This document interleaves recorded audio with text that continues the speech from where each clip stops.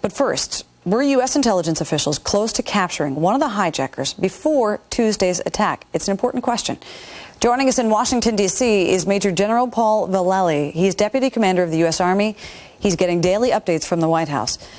Before we begin that, we want to listen to something that Newsweek magazine's Michael Isikoff, an investigative reporter, said earlier on Fox about his own investigative reporting. Take a listen. Two of the hijackers, but one in particular who the CIA alerted the FBI late last month that this was an individual who should be placed on the terrorist watch list. In fact, CIA told first INS, Immigration Naturalization Service. Immigration Naturalization Service discovered that he was already in the country, and the information got passed along to the FBI about this man, Khalid Al-Ammar, and one of his associates. The FBI began an investigation into to locate both of these individuals because they did have suspected ties to the bin Laden organization, and was actively actively investigating, trying to find these two individuals right up until Tuesday's attacks. General, your first reaction? Well, it's apparent that we have a breakdown in security, but it goes back to 2 decades of not having good human intelligence and be able to process that internationally as well as over here. So that is something that it's going to be hard-pressed to fix, and to fix it as soon as we can. Yeah, I mean, that's the most difficult part. And when you develop human intelligence, for those who aren't in that community, I mean, the signal intelligence is easy enough. We've got the gizmo, and that's great. We've got the gizmos at our disposal, and it's great. But human intelligence, you're talking about developing spies, developing moles, developing turncoats, if you will. And, well, that's right. And it takes time. Those relationships don't happen in weeks or months. No, they take time to build up, develop those relationships, get the people trained to do it in the first place, recruiting, training, and then being able to infiltrate them at various places throughout the world. The British and America used to have a very, very good system and a very good network, but as I said, that's been denigrated over the last 2 decades. Now we have to build it back up, and I think everybody can see now the importance of having good, credible, up-to-date, timely evidence and facts brought in, especially on these individuals that are involved in the international terrorism. You know, we need, I'm sure you, as you know, I'm not telling you anything you don't know, that we're going to need Russia in this. We're going to need their intelligence. How much are they going to be willing to let us get our hands on? Well, my understanding is that we've been working with the Russians in the counterterrorism for several months now, coming up with an agreement. So the information I'm getting is that we will probably very soon get the cooperation of the Russians because they have a threat on their southern borders, as you know. And many of the terrorists that operate in Russia have been trained in Afghanistan and some of the Islamic state-run terrorist nations. So I think you're going to see Russia cooperate with us. That's my gut feel. Okay, what about Iran? I mean, Iran apparently is closing off its border with Afghanistan, which is vital. I mean, I don't know if they're doing it because they just want to prevent any refugees from fleeing into their country, or if they're actually doing something to try to help the United States. But they've been on the top of the list of sponsors of terrorism. How much can we rely on what Iran does for us in this process? We cannot depend on them at all. As you may recall, that's where this terrorism began back in the late 70s when they took our hostages at the embassy. From then, they've had state-sponsored schools, training people, training cells, training teams that have been spread throughout the Middle East and now, of course, across the world. So you cannot trust those people at all. I've been asking a lot of theoreticals about, you know, what we're going to do with other states, but I want to ask you sort of more immediately what you're getting from the White House. And again, I want to be careful not to, you know, try to ask you any compromising questions, and I know you wouldn't compromise the information you're getting. But when President Bush is preparing everybody, the military men and women and civilians alike, for what is this long haul, how immediate do you get the sense is at the White House in terms of, you know, really starting to move in response, you know, strikes or something else overseas? Well, they're moving very quickly. quickly. As you know, the national security team is huddled now at Camp David, putting together a campaign plan, then which will lend itself to an operational plan. And part of that plan then will be designating the targets out there and prioritizing those targets. It's going to be a sustained effort, which means that we go in, take out specified targets on a time schedule. And you're going to see a different kind of war, commando strike operations, search and destroy. But at this time, we have to have people on the ground that can actually take out and terminate these terrorists. General, we have heard some of the Islamic radicals, vowing revenge against the United States if there's any strike, on bin Laden or Afghanistan. But in some cases, I mean, we're talking about a pretty ragtag bunch. How much military firepower do they have at their disposal to say, if we start launching airstrikes, how much do they have at their disposal to really threaten, say some of our fighter aircraft? Well, they still have the shoulder-held weapons that were provided earlier on. We even helped the Mujahideen, as you may remember, but they have RPGs, rocket launchers, and they've been able to buy with the money that's been provided some fairly good equipment and arms, but it's at the lower level.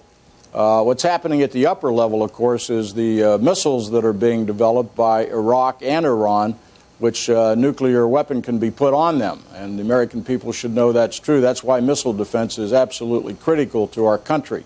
Right. So they're sophisticated, but yet they're not. There's nothing that they have that we can't overpower. We have all the high-tech equipment. We've got the highly trained personnel. And as we saw during Desert Storm, they were no match for our forces. When you're talking about the RPGs and the rest of the firepower that they have, and you say they have them, do you mean they, the Taliban, they, the Islamic radicals? Who is they? Well, they or the Taliban has had them. I think they're probably left over from when they even fought the Russians. But certainly they've been purchasing weapons to be used for terrorist operations, but also to protect their own camps. Anti-aircraft type of weapons probably, so we have to be on guard for that. But they've been purchasing weapons and systems for quite a while now. So we have to be prepared for that, and we are prepared. I want to ask you about sort of some of the basic stuff that you have to do to go into Afghanistan. And it looks like we've got airspace clearance from Pakistan, and that's helpful. But there's Iran, there's Tajikistan, there's Turkmenistan, and Uzbekistan. I mean, not that we need to use all of those for airspace clearance, but don't we need some sort of approval from them as well? Well, our State Department, as Secretary of State said earlier today, he's working behind the scenes with all of those countries. I understand we have some agreements now getting set in place with the Egyptians. The Turkish have always been very, very good in supporting any operations down in that area. The Italians, and so that we have a lot of friends over there, and they're angry about this as well. So I think you're going to see some unprecedented support here for anything that we do. I'm glad you brought up the Egyptians, because that's a tricky question. And there have been some unconfirmed reports that maybe, just maybe, bin Laden or these terrorists who were behind this whole attack have some tentacles in Egypt. And we have a good relationship with Mubarak, but he wants to stay in power, and he has this delicate relationship with radicals in his own country. Well, Mubarak is a foe of bin Laden as well. They're not friends, and they're not patriots together in this thing, from their standpoint. But you recall the terrorist activities in the desert in Egypt several years ago. So, again, the tentacles of this multi-state terrorist organization is spread throughout all the Middle East. And they all have a finger in it, even up in northwestern Pakistan. So that's what makes it difficult for the Pakistanis also. But I think they all see in the long view that this must be eradicated, because it's going to do none of them any good, none of those nations any good, from an economic standpoint, to proceed to the future and make a better life for their countrymen. Let me ask you about Saddam Hussein, because at one point it's been reported that he offered bin Laden the opportunity to have some training camps in Iraq. I mean, it's not like he's ideologically on the same line. He doesn't support this holy war kind of thing that bin Laden does. But how much is this going to dovetail with our ongoing struggle with Saddam Hussein? Well, he's a part of this whole operation. I wouldn't be surprised that he has not funded the majority of it, along with some of the other state sponsors. But Saddam Hussein is one of the biggest criminals in that multi-state organization that's been set up. So it's very important that action be taken against him. That regime has to be removed. We should have done it during the Desert Storm, and we didn't do it. And now we're probably paying some price for that. But that's in hindsight. We have to look to the future, but that's a regime that has to go. But we're up against that old executive order from the Ford administration that prevents assassinations. Well, that was an executive order, and things, when you declare war, a resolution that we have now that those things, he is actually a war criminal, and he is one of the leaders. So when we declare war on somebody like that, he's a soldier in that regard. So what happens, happens, and he must be taken out. There's no doubt about it. Let me ask you about the individual troops who may be called on, whether it's in the air or on the ground or a combination thereof.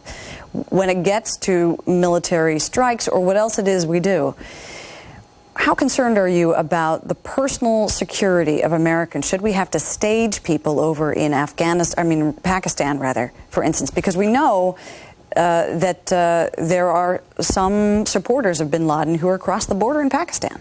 Yes. Well, security is very important over there, and if we stage out of any of those countries, we will have the security forces in place to take care and protect our own forces. We call force protection. And that's always a concern no matter where we go. But let me highlight, we have two wars here, Linda. We have a separate war in this country, which we have to have a separate campaign plan for. And we have cells operating in this country now that we haven't found yet. They have to be searched out and destroyed as well. You have the separate campaign for the international terrorists overseas. So we have to have campaign plans for both of these wars we're fighting. I want to talk about whatever happens in the United States. This may not be a military thing. It may be a CIA thing or an FBI thing or something. But we do know that there, looks like there have been some strongholds of some sort in Florida, in California, maybe Texas, yes, of the hijackers. How do you handle that? I mean, in a way, it's a little different when you launch strikes overseas. It's kind of remote. Yes, it's over there. Yes, it is. But here, how do you handle it? Well, you handle it this way. We have the most outstanding police in the world, just like our armed forces. We have the FBI. We have the American people. And I'd like to make the point that every American needs to be on the lookout now for anything suspicious in their towns and their communities. And that needs to be reported to the local police as well as to the FBI. We all have to be on alert. That's how we're going to stamp it out in this country. Let me just ask something on behalf of the individual men and women who may be called upon to sacrifice a little bit with Operation Noble Eagle and beyond. Some viewers have contacted us saying, we need more support from the federal government. And they mean just in terms of benefits, in terms of how well they're paid, how well they're looked after.